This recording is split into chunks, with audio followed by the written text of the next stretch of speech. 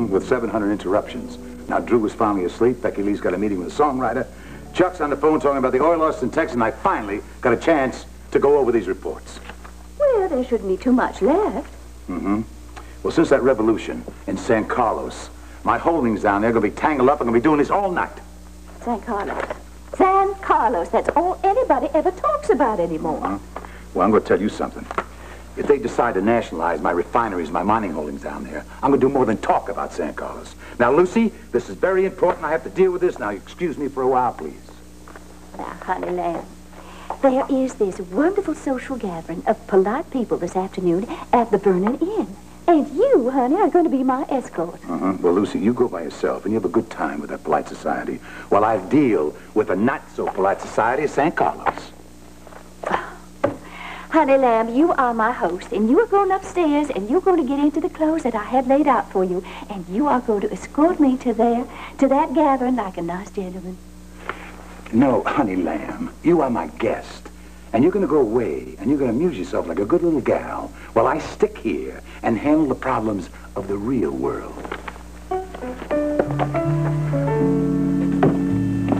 I ask you a question. Do you have any idea how this happened? Did you receive this telegram? Yes. Well, it's a good thing she didn't move to Florida yet, huh? Somehow they found out she was arrested for prostitution. Well, it's terrible. I guess bad news travels fast. This bad news not only traveled fast, but it was very effective. Yeah. Well, that's a shame, but it doesn't change how we feel about her, right? Hey, you think it would cheer up if I invited her to the tea? Do you understand what I'm saying? I just came from seeing her. She is devastated. Well, I don't see why she should be. She'll be around, and this means Mary will be around. She knew there was a risk of her past catching up with her. No, she didn't. This came totally out of left field. Well, what do you want me to say? That's the break. She'll adjust, just like Mary would have to have adjusted if she went away.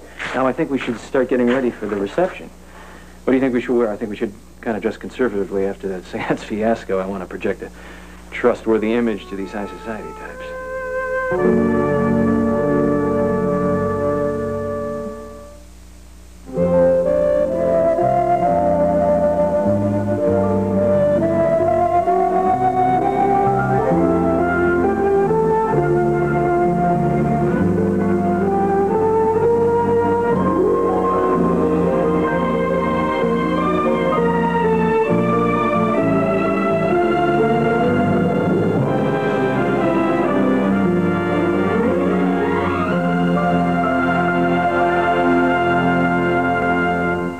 I realize you were in San Carlos with the symphony, but with the murder of President Guerrero and the overthrow of the government, we're trying to get information from anyone who spent time there.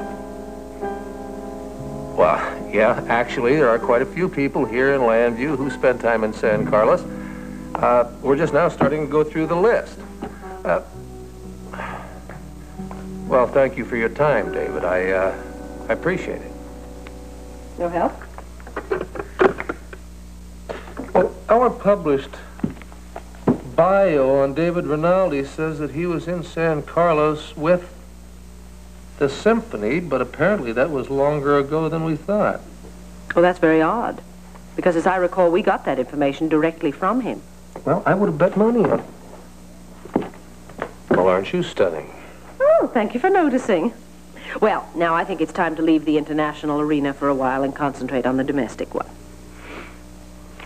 I think that's a terrific idea. That is not at all what I meant.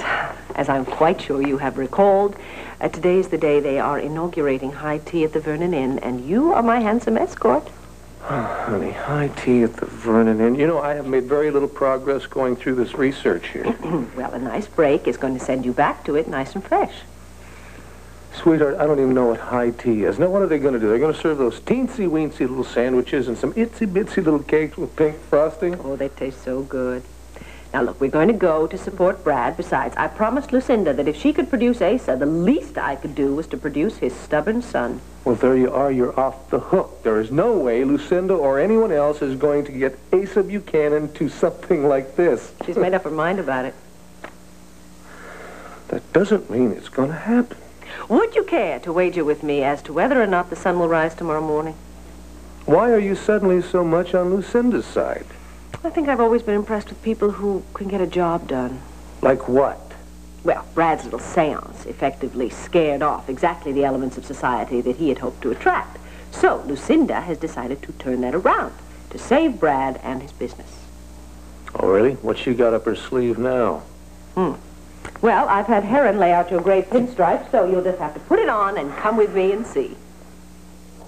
You know, if she was all that great, she would have snared Asa Buchanan years ago like she wanted to. One thing I've learned about Lucinda, once she makes up her mind about something, she doesn't deter easily. Yeah. Not even by Becky Lee Abbott Buchanan? Now, Asa, I have asked Adam to lay out your Savile Row blazer with those wonderful English leather shoes of yours. I am already wearing clothes, and in case you haven't noticed, boots on my feet. Thank you very much. Of course you're wearing boots. But, honey, this isn't a ranch, and we're not just hightailing it down to the chuck wagon. When you go out in polite society, you have to dress the part. I suppose you'd like me to smell a lilac like your friend Ozgood Starr. My goodness, Osgood Starr's never smelled of lilacs in his life. He's a man of breeding and refinement. Refinement? I'm going to tell you something. I could buy and sell a little twerp 100 times over, no matter what clothes I was wearing when I was doing it. I'm sure you could, honey lamb. But that doesn't take away from his being a man of distinction and refinement. Lucinda, is that your image of a real kind of a man? See, you seem to forget I knew you when you were a little girl. I knew where your elegance and refinement came from. A dirt poor Texas sharecropper's daughter. Now, you're going to tell me about elegant manners and how I'm supposed to behave? I may have been a Texas sharecropper's daughter, and we may have been poor, but don't you go telling me my daddy wasn't a man of breeding and refinement. I've got work to do, Lucy, and I'm not going to be drawn into an argument about how much class your daddy had. Now, let me just tell you this. You never knew my daddy, so you've got no right talking about him that way. Besides, let me tell you this. When my daddy went out to that ranch and he would work 15, 16 hours a day, he would always go to that back pump and wash up and change his clothes before he came in to kiss my mother good evening before she fed him dinner. It's a nice story, Lucinda, but it has nothing to do with a man wanting to be comfortable while he's trying to work. Now, Asa Buchanan, you are one of the great movers and shakers of the international monetary community. You are expected to dress like a gentleman when you go out in polite society. Lucinda, I would not know how to act at a high tea. I don't want to socialize with those snobby rich ladies, and believe me, there wouldn't be a thing to drink there for me anyway. Well, I'll arrange that. I'll arrange for you to have something to drink. And when you escort me into that party, you will be the handsomest critter there, and I will be the proudest and luckiest woman in town. You are the only gal I know who can hornswoggle me. I tell you, I wish, and I mean I wish, I'd have never given that hotel to Brad Burnett in the first place. Well, maybe you should have given the hotel to somebody with more finesse. But right now, I want you to go upstairs and change those clothes real fast, like, because I promised Ozgood that we would pick him up on the way, and Brad, that we'd get there to greet the guest. Do you know if the new waiter for the reception has shown up yet? I haven't met the new waiter, no. Terrific. They were supposed to call me the minute he got here. Down to a half an hour now. You know what you're going to be wearing? No, I don't know what I'm wearing. I wonder if Chef Albert knows if you got the silver trays for the hors d'oeuvres yet. Would you stop talking to me about hors d'oeuvres, please? Don't you care about what Kat is feeling? Why should I? She didn't care what you were feeling. Listen, I think Kat's going to be very happy right here in this town.